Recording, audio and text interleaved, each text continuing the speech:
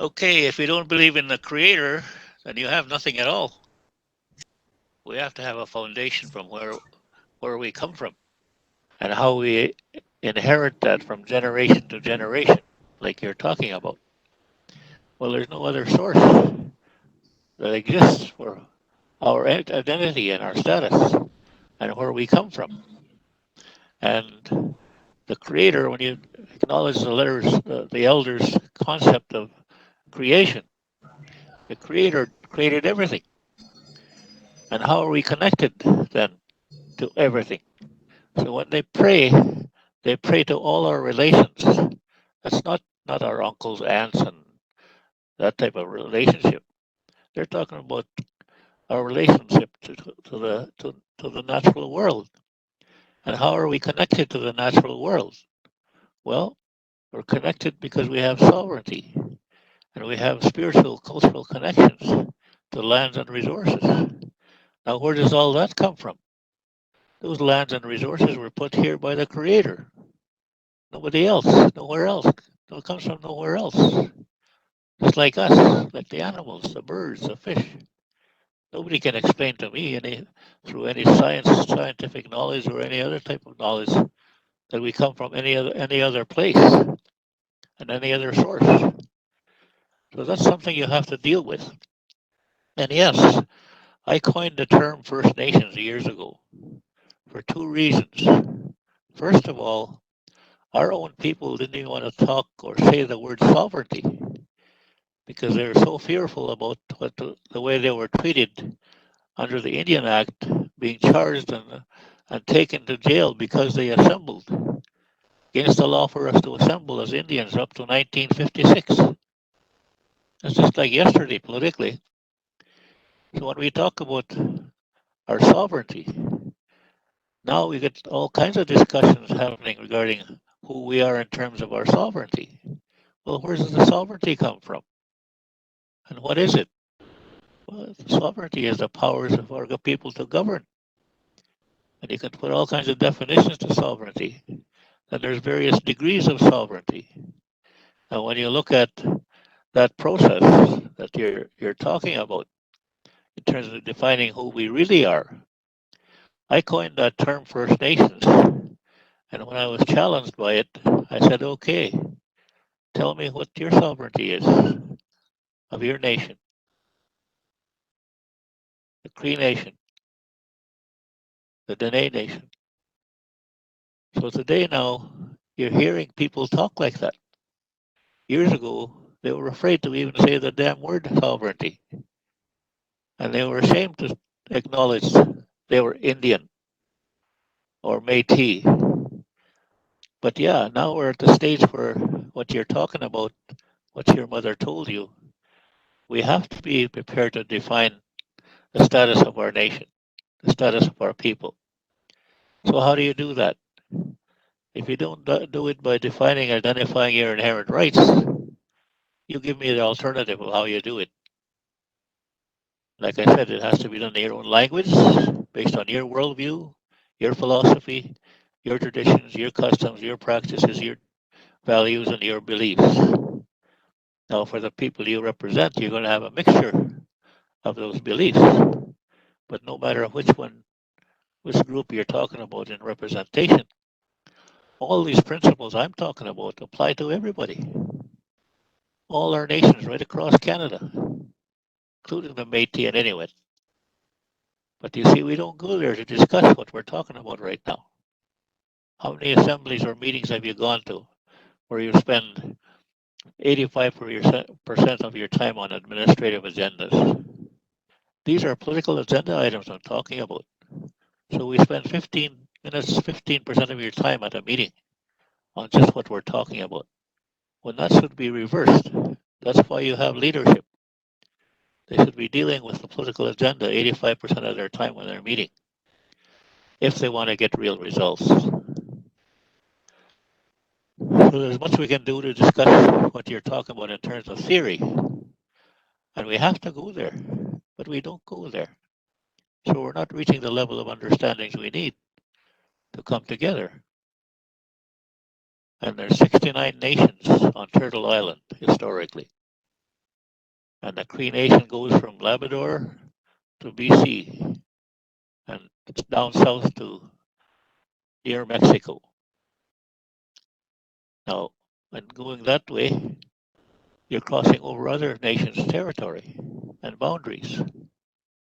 But our economy for the Cree Nation went all the way down to the Mexico border historically. Free trade was not new for us. We had treaties that provided for economic alliances and that type of stuff. But you see, we even stopped making treaties between ourselves, except not too long ago, Treaty 8 made the Beaver Treaty. That just applies to them. That's good. That's what's needed. So that's what we're missing out on, how we're going to move ahead to identify and implement. So you're representing different groups of people. Now, to define those rights and those status arrangements in your respective languages, how many different languages those people represent and have that you're representing now? You have Dene people, you have Cree people, you have Soto people, you have Métis people, you have a whole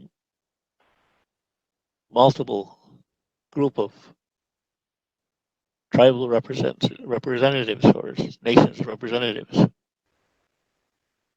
So that's kind of the issue you're going to have to struggle with and deal with, but there has to be some way of coming together on it.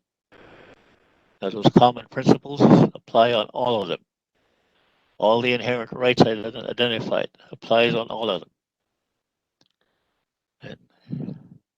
And those who question the source, well, I would challenge them to give you an example of what the alternative is.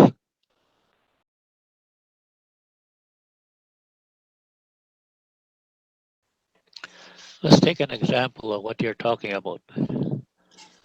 I'm a Cree. The Chickasaw Nation Band is a community and band of the Cree Nation.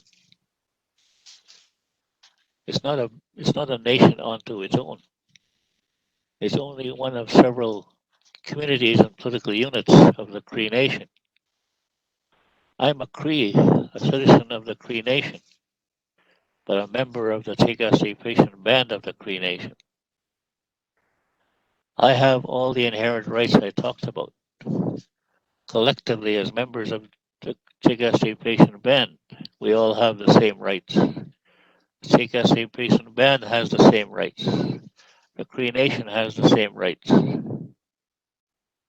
Now, how do you implement that? Well, I described to you what we need to do to implement them. And all of that comes from the Creator. No other source. If you got another source, I'd like to hear it.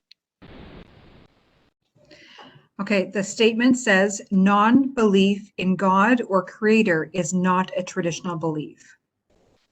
I want to know what the alternative is. One of the reasons people have problems dealing with what I'm talking about is because they're so colonial in their thought.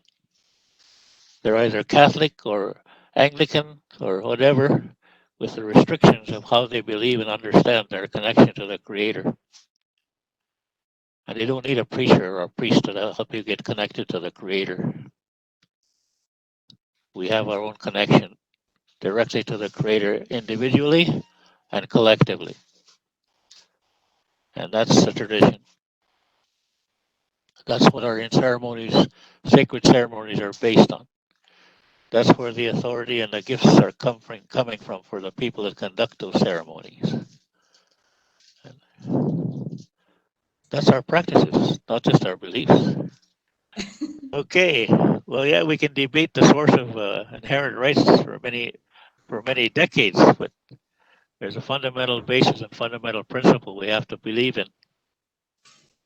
I don't question that I'm a Cree because the Crees are inheriting the Cree status from the Creator that's provided the inherent rights and sovereignty to us.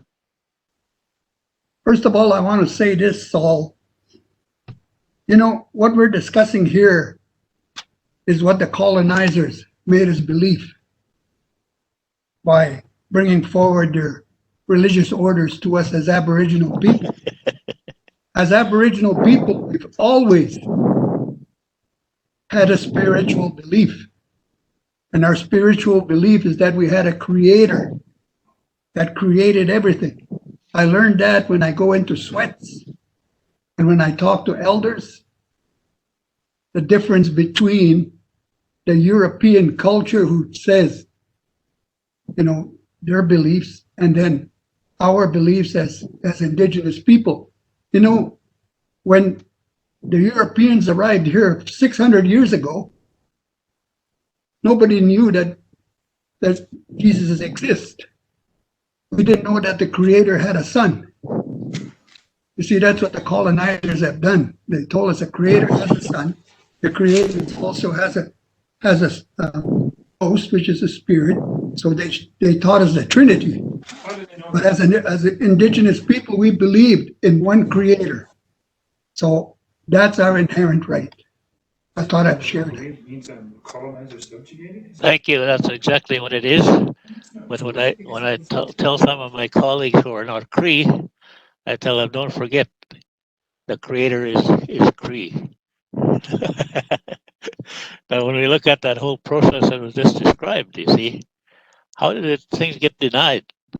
Well, I told you about the papal bull, The 1493 papal bull issued by the Pope of the Catholic Church says what? Indigenous people are not human or Christian. But because Indigenous people are not human, they don't have sovereignty in government. Because Indigenous people are not human, they don't have title to lands and resources. Because Indigenous people are not human, they don't have rights. Now, they implemented that under Christian law of the Catholic Church, the Anglican Church, and so on.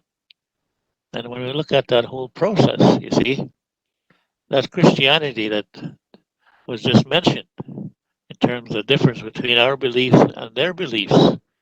They had their beliefs, but they used it strenuously on destroying everything that we have and we own, including our identity.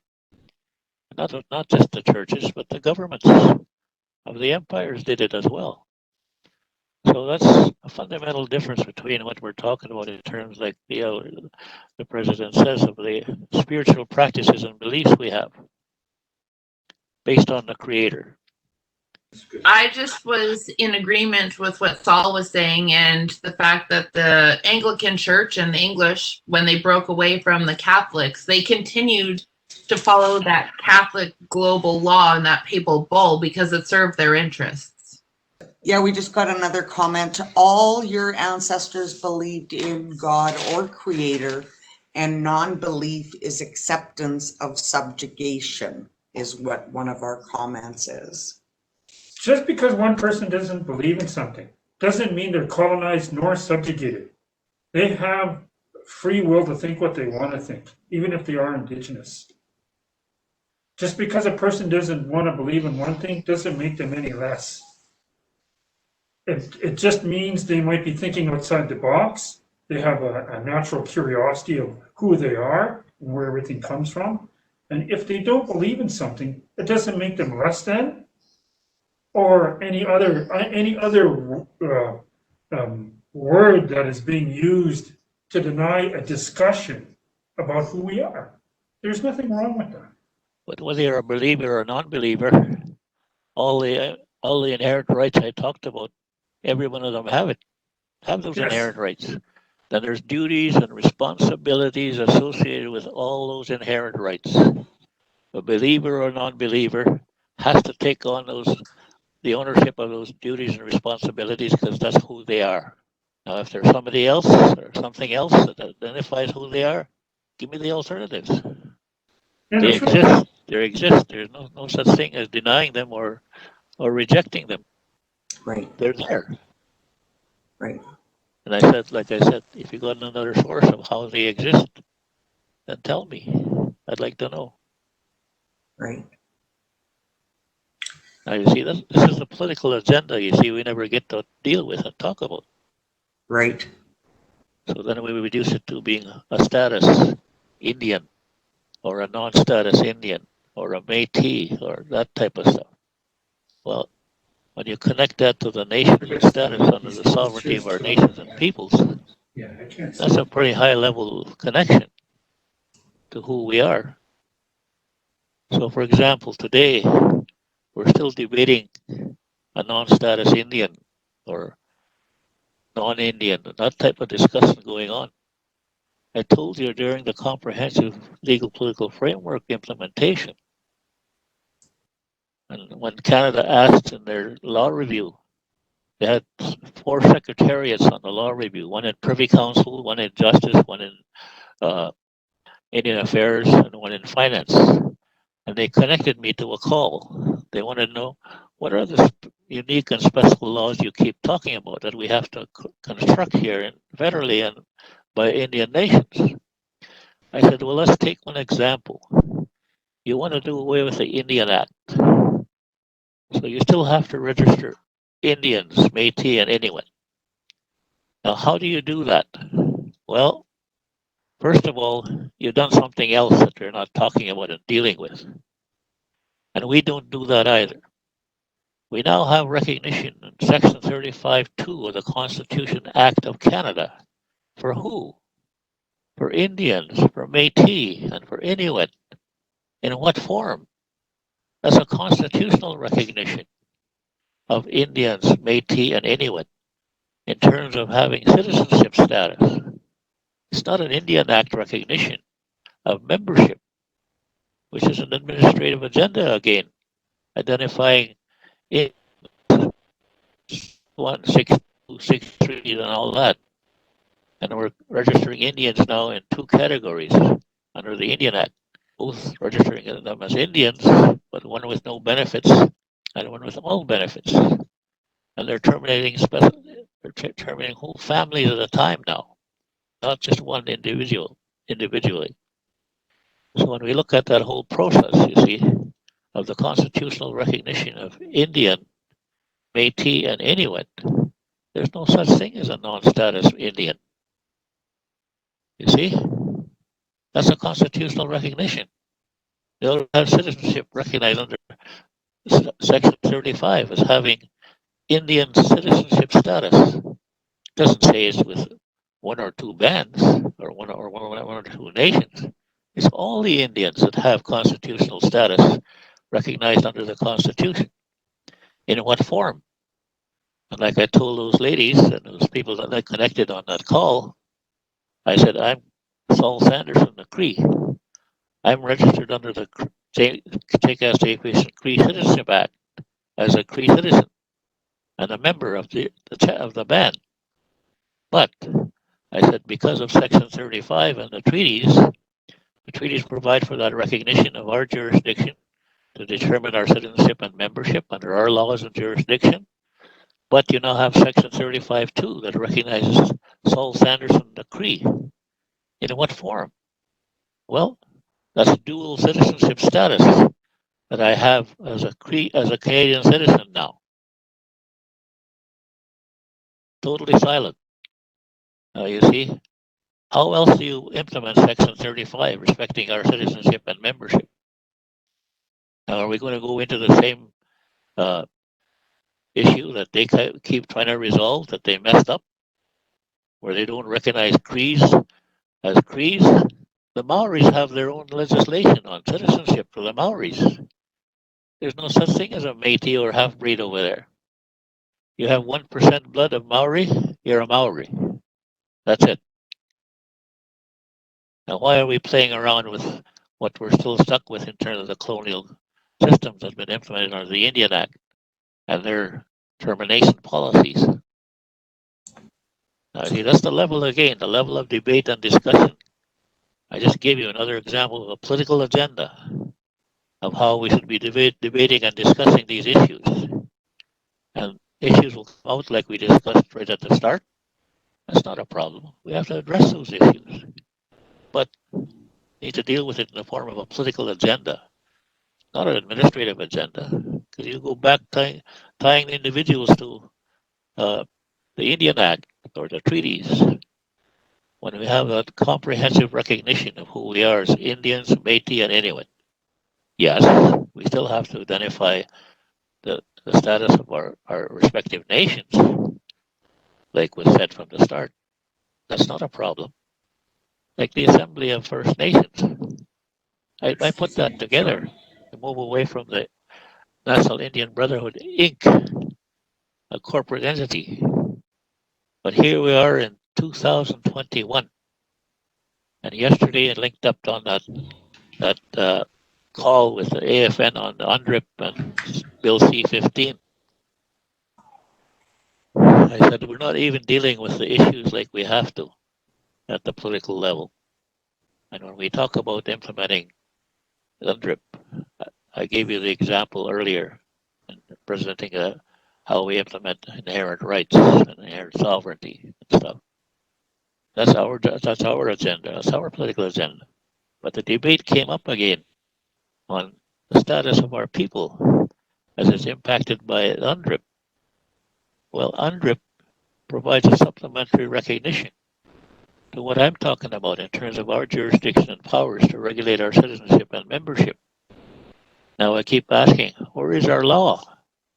Why aren't we moving ahead with our respective laws? That includes in the Citizenship Act a Charter of Rights.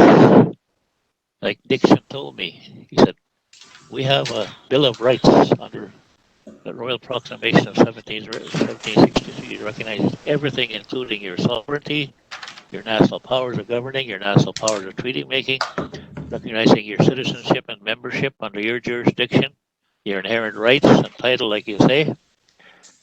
Now, he said, yes, we have that. Those are royal instructions from the Crown and the government of British of the Empire for us to implement. But we're not implementing them. But you can't rely on that. You need your own Charter of Rights under your own laws and jurisdiction. Now, that's what I'm talking about. So when we make and construct our Citizenship Act, we better be prepared to include what those rights are. Otherwise, again, we're running around trying to define on somebody else's terms who we are. But that's what that comprehensive legal political framework provides for now. We don't have to keep running back and asking. We just do it. We identify who we are and we get it done. It has to be done under our own laws and jurisdiction. Now, the Minister of Justice was on at 1 o'clock yesterday on that call. It was a national call. He said, under UNDRIP, we are busy right now looking at how we change the laws and policies of the federal government in all areas. So what are we doing to intervene on what they're going to be doing about how they put in place new law respecting citizenship and membership as it applies to us? They're going to do away with the Indian Act.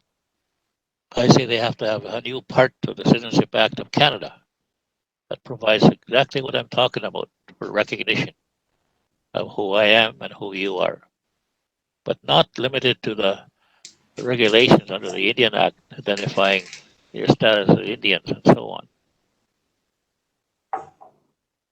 Kind of a long answer, but it's not something that you can deal with in one or two terms, two sentences.